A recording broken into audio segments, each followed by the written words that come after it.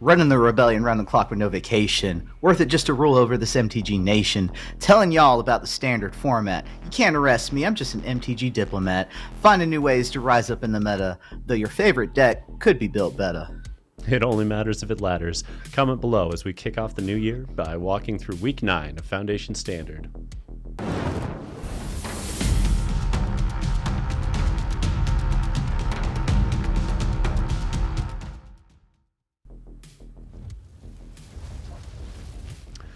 So, there were only 6 major tournaments this past weekend as everyone had kind of a post-Atlanta MTG hangover. However, there's a lot to be said based on the results.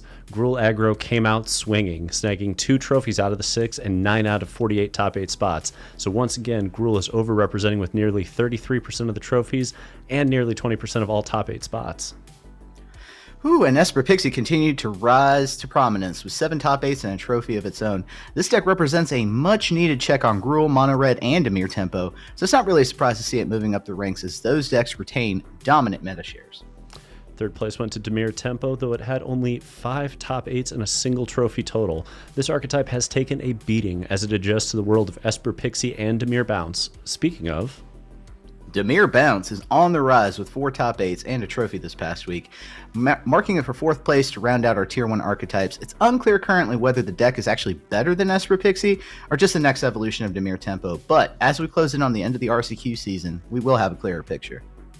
Zer's Domain continued to grab top 8 spots with 5 pilots making the cut, though none managed a trophy. Now, honestly, I can't tell if this deck is actually viable or if it just beats up on all those Tier 1.5 decks that try to take out Gruul and Dimir. Regardless, it continues to be a crowd favorite, Max, so expect to see it as we move forward. Golgari Midrange came in 6th with 4 top 8 spots, though again, no trophy. This is yet another deck that feels like it'll beat up on plenty of the format, but doesn't have a reliable path through this meta at present. Much like Domain, though, it's a crowd favorite, so do expect it at your local RCQs. Omniscience Combo managed to snag a slot on this tier list with a single top 8 that converted into a single trophy. The deck continues to punish the unprepared, so make sure you get a few reps in before the RCQs this weekend. Last but not least, Mono White Control coming in 8th place with a mere 2 top 8s this past weekend, though notably a finals appearance for one of them. This archetype still needs some tuning, but we've got you covered with our Coffee and Grinders sideboard guide. Over in Brewer's Corner, I'll be covering a Gruul Delirium update and Is It Hellraiser? Delirium having taken down a major tournament, and so did Hellraiser at a local RCQ. And I'll be highlighting Mono Green Stompy and Selesnya Overlords, both were recent top 8s. But first, let's kick off our archetype breakdowns, starting with Gruul Aggro.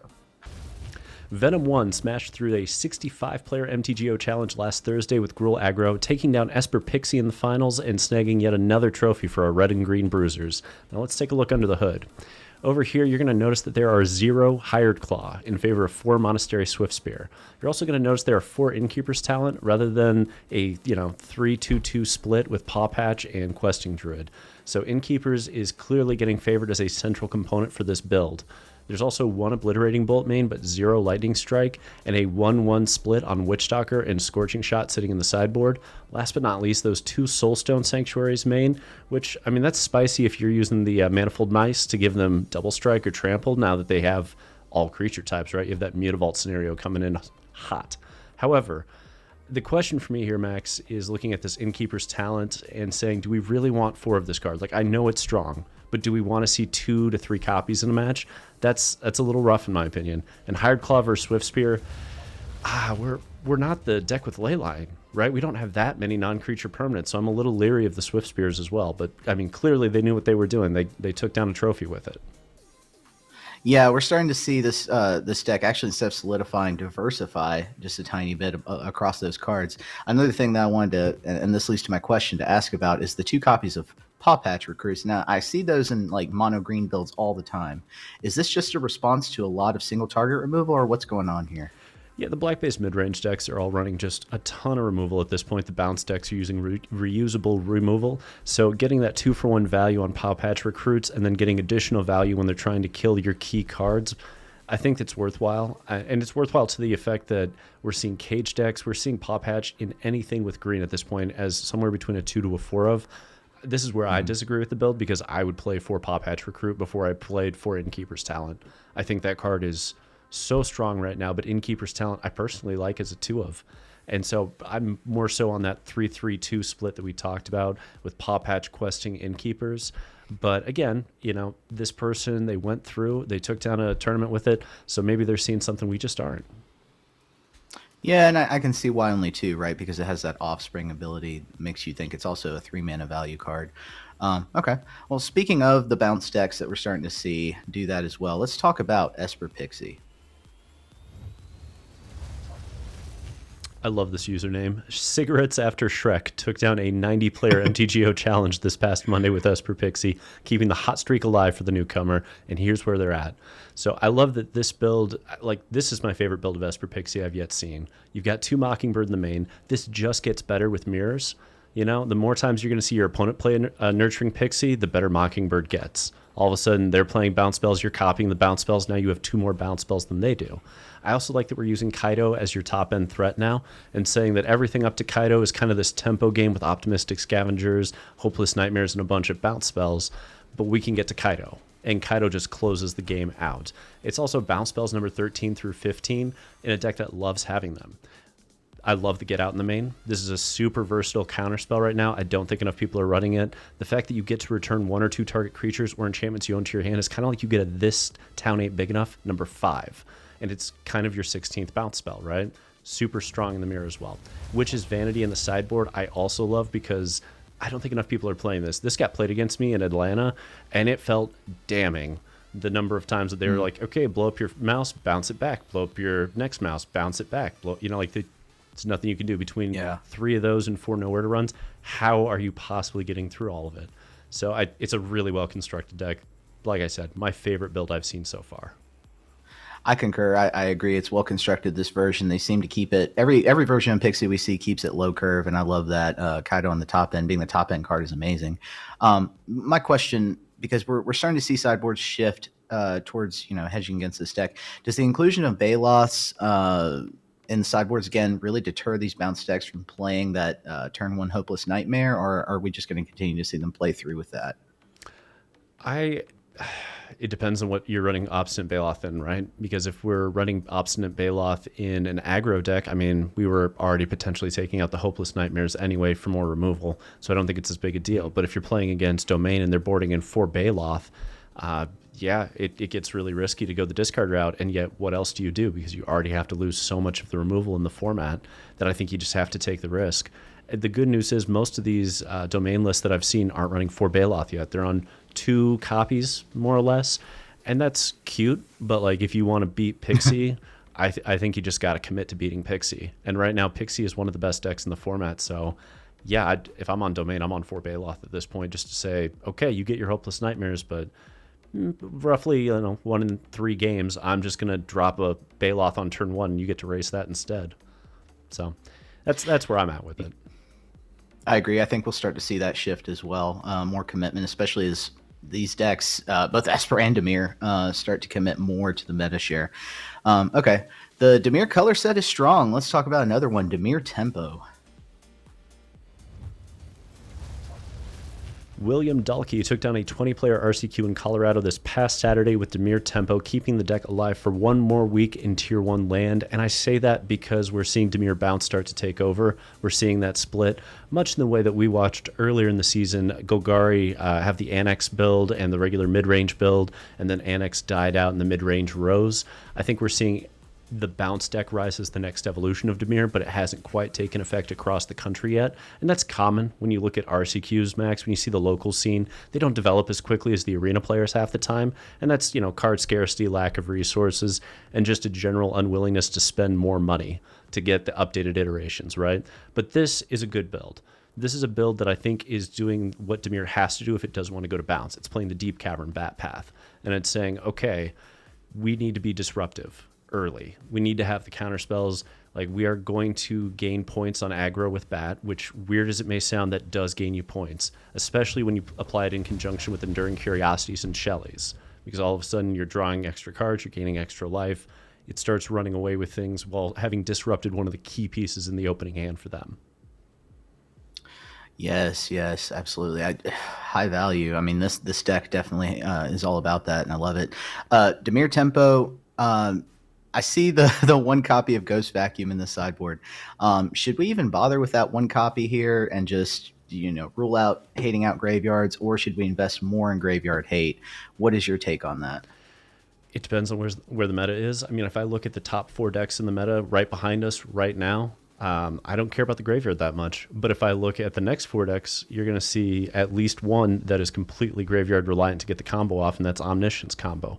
You're also going to note that there are decks like Oculus in the format, Simic Terror in the format, Temur Otters in the format, and all of those a little bit of graveyard hate helps. Why I think they're running exactly one is because against Pixie decks, against Dimir Bounce decks, they are on this town ain't big enough plus Storm Chasers talent.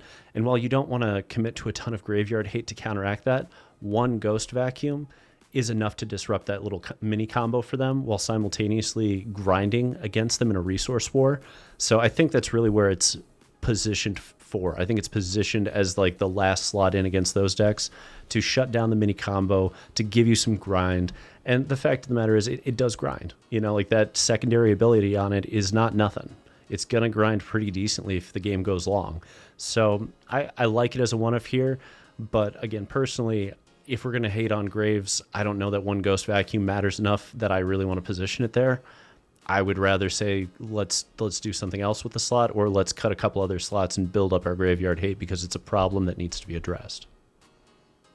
Yeah, I agree. It's completely meta dependent, right? But yeah, I'm where you are there on the latter half with just leaving it out and adding something else for another matchup, another tier 1 matchup preferably. But let's talk about the last deck in our tier 1 archetypes. Another bounce deck, Dimir Bounce. Kuroda Masashiro grabbed a trophy in a 41-player Champions Cup premium qualifier over in Osaka, Japan this past weekend off the back of a very bouncy Dimir list. Let's take a peek. So we have 11 bounce spells in the main. You've got the Fear of Isolations, This Town Ain't Big Enough, and Kaido. You've got Flood Pit Drowner, and you've got Enduring Curiosity instead of Optimistic and Nurturing. So you note that we're going higher up the curve than Esper Pixie, but our mana base hurts us a lot less. I think really what this deck is doing is it's saying let's have a balanced build of Esper Pixie and let's not rely on Hopeless Nightmare to be one of the big pieces that grinds for us early on. Let's acknowledge that Storm Chaser's talent is really the card that we wanted the most, and everything else can be bounced back for value, or it can just be left where it needs to be. But it goes a little higher up the curve and says Enduring Curiosity is actually where we want to end the curve instead of Kaido. And I think that's one of the biggest differences, is that it's trying to say curiosity matters enough and we need that grind badly enough that we're willing to go down a color, up a curve. Yeah, and I feel like this deck has the advantage of having a better mana base, allowing it, like you said, to go up the curve just a bit more. Very good. My question for you, I noticed the Preachers of the Schism in the sideboard. When exactly do we bring those in? So Preacher of the Schism is going to be a card that you will see come in against anything red-based for aggro, and that's because it's typically a 2-for-1 against them. They have to commit a lot of resources to push through it. If you have a Swift Spear, if you have a Hired Claw, if you have any of the early drops, you need that plus something to take out a Preacher. It's not even so much that it's good at swinging, it just sits as a death touch wall that forces an overcommitment of resources, or for them to have exactly the right answer, usually the same answer that they'd like to use on the Shelly that is also in the sideboard and coming in. So it's either a lightning rod for their removal, or it's going to 2-for-1 them and clear a path for Shelly. But either way, it's doing that role, and I think that's what you need out of that card, because you have Bounce, you have Flood Pit Drowner, you have so many ways to delay them, but at a certain point you just need to kill that shit. And it does that so efficiently. So that's why I think it's there. I think that's the only matchup it's coming in against. You don't want it against Domain, you don't want it against Mono White, you don't want it against Combo. It's just there for red-based aggro, frankly. I see that. I mean, typically Preacher is characterized as a good attacker, can attack into anything. But yeah, here taking more defensive role against the red-based aggro, I can see that for sure. Well, that does it for our Tier 1 archetypes. I'm going to go ahead and start Tier 2 by discussing Zer's Domain.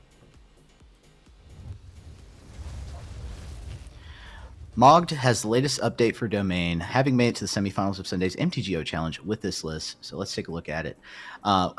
Big trend here is Domain has historically had trouble with the aggro matchup. I think with the way that it's been built recently, it's really shored up that weakness quite a bit. We'll start by discussing the 3 Elspeth Smite in the main. There's so many three toughness bodies out there that you want to get rid of in multiple decks, not just the red-based aggro. I think Elspeth Smite is well positioned here, so 3 of is probably a perfect amount.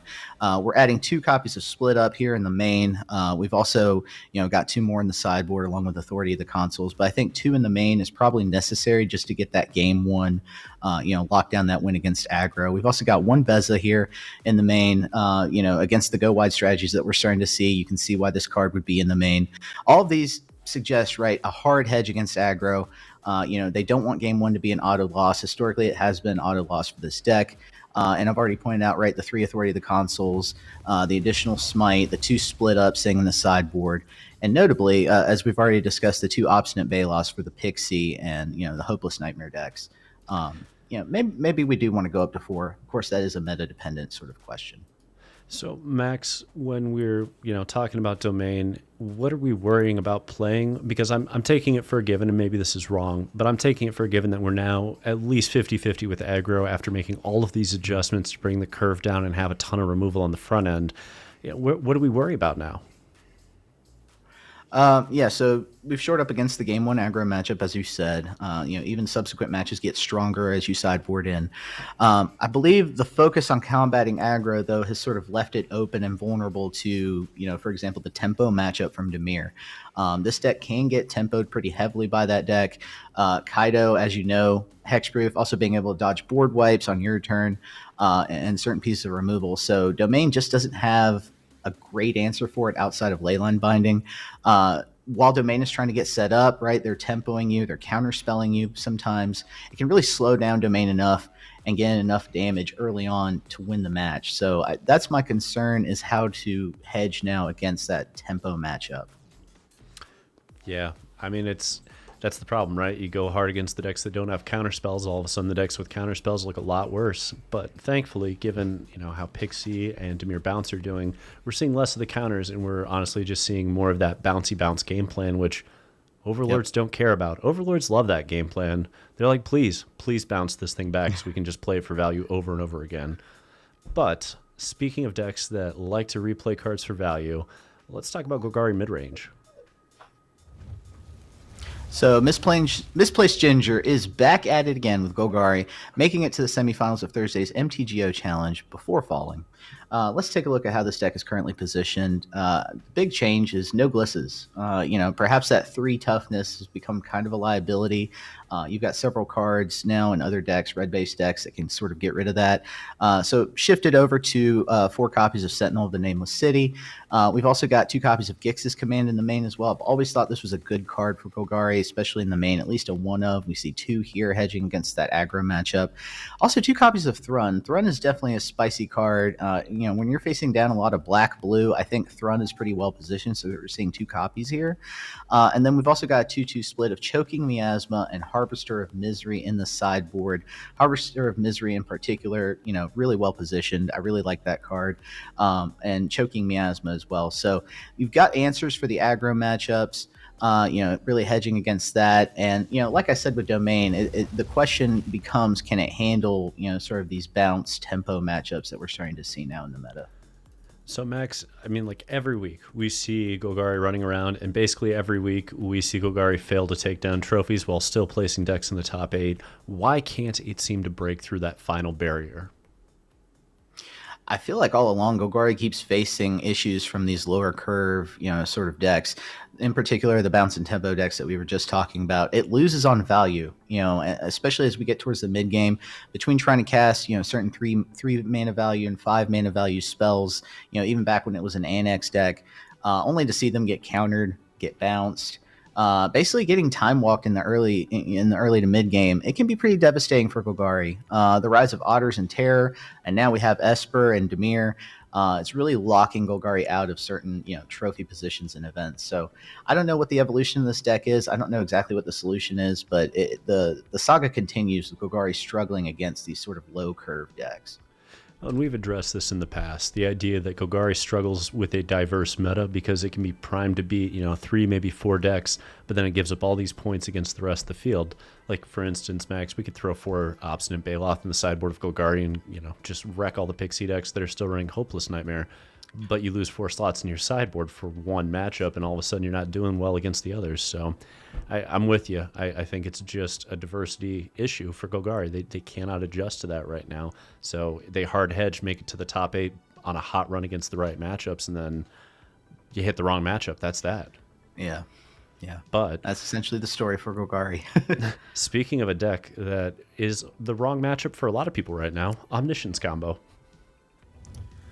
Oh, geez. We talked about this in the Brewer's Corner, and now look where it is. Omniscience Combo. Suya Some took down a 86-player MTGO challenge this past Sunday with Omniscience Combo, reminding everyone that Graveyard Hate really is relevant. Let's look at this build. The big card, Invasion of Arcavios, that's the card that you want. It's going to fetch your win con from the side, from the sideboard, essentially, right? Because it has that text from outside the game. It's a multifaceted tutor, and in this list, it works pretty well.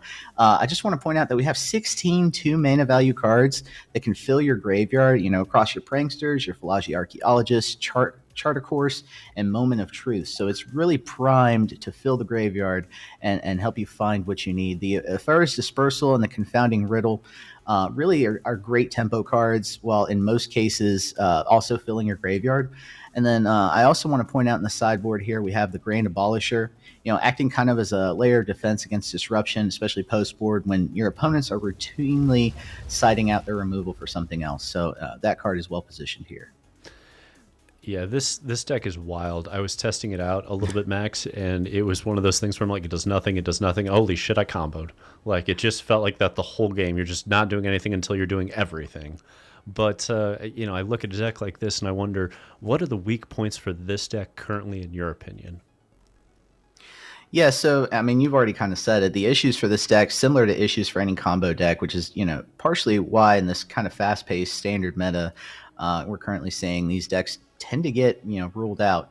But, so it's rare to have these combo decks in standard right now, but making it until the turn that you can bring your Omniscience online, that's the task.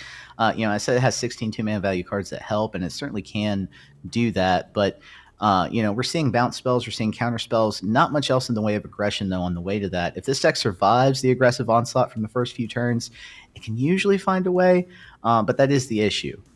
So long as Graveyard Hate doesn't come in, I think this deck does well in those matchups. But I'll be honest, it seems like a glass cannon. I'm unsure that it's anything more than a current exploit in the standard meta, exploiting the fact that Graveyard Hate's not here. And I don't know that we can take it completely seriously. I hate to say that because it's cool to see it go from Brewer's Corner to Tier 2. We'll just have to see if it's around next week and in subsequent weeks, or if this is just kind of a flash in the pan sort of thing. Yeah, it's a little rough when your entire deck gets disrupted by turn 1 Ghost Vacuum. So, you know what I mean? That's just that's a rough scenario all around. But luckily for people running Omniscience right now, not a lot of Grave Hate. Right. So let's go along to another deck that has good Grave Hate in the sideboard, but has struggled anyway. Mono White Control.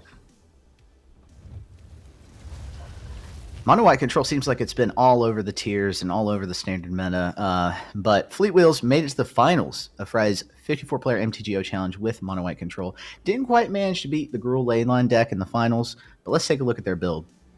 So we've got here a heavy 4-mana value slot, right?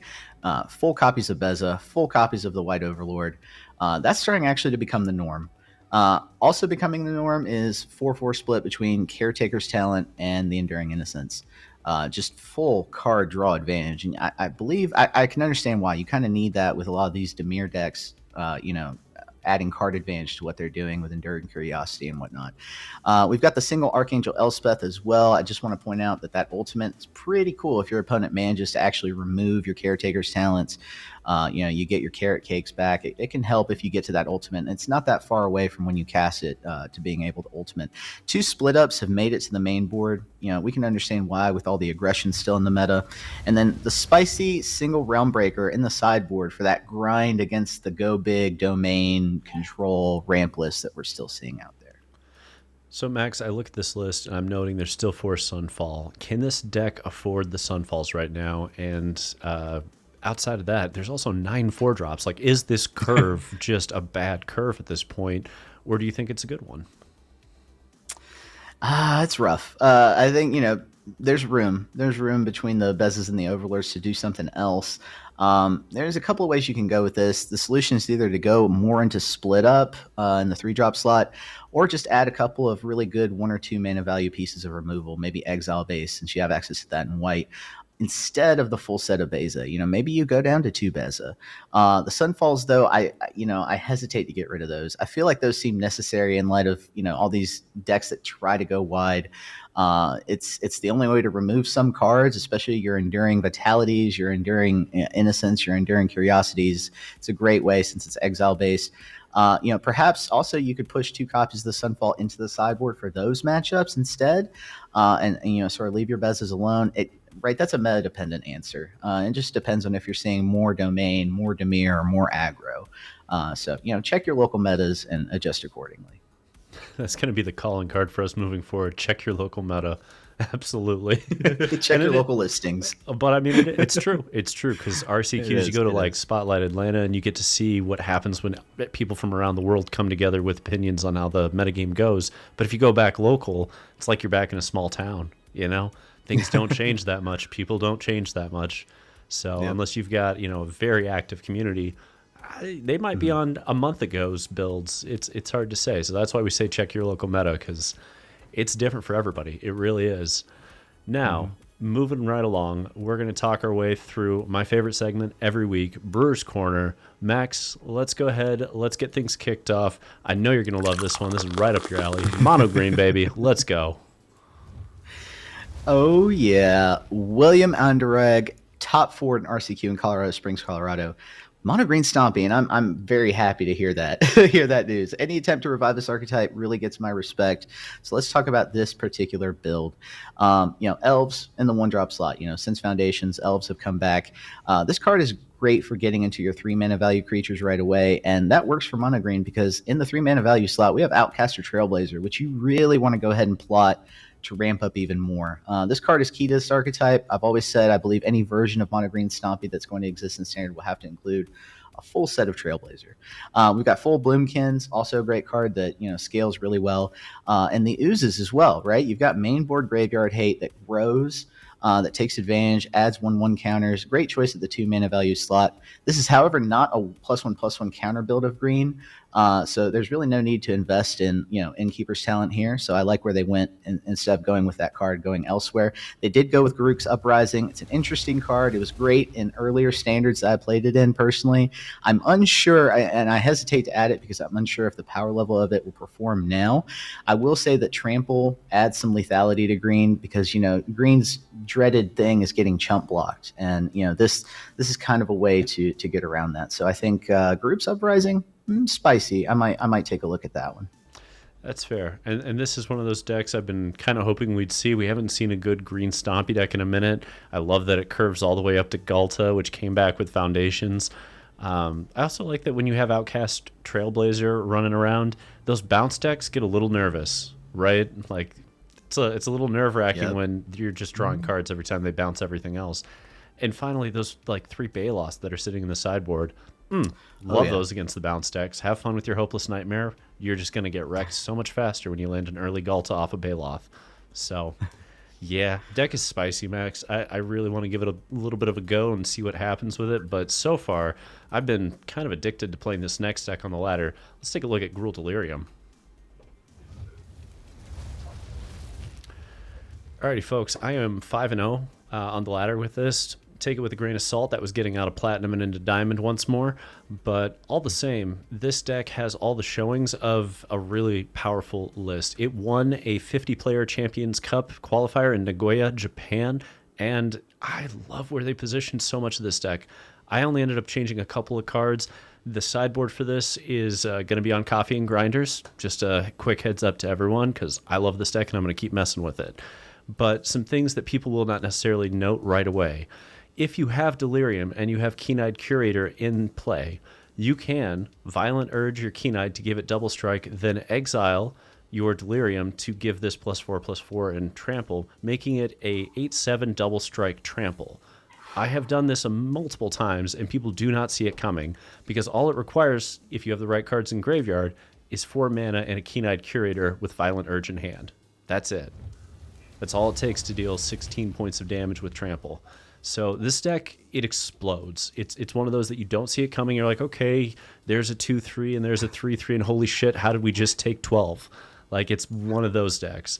And I love that it exists, because it really does a nice job of scaling in a way that people, again, they're not respecting graveyards right now, Max. We talked about that all episode long. They're not respecting graveyards. And if they're not going to, why wouldn't you punish them? Why wouldn't you punish them? Absolutely. Probably one of the more aggressive graveyard-based decks out there right now, and present across multiple formats too, I want to say. So yeah.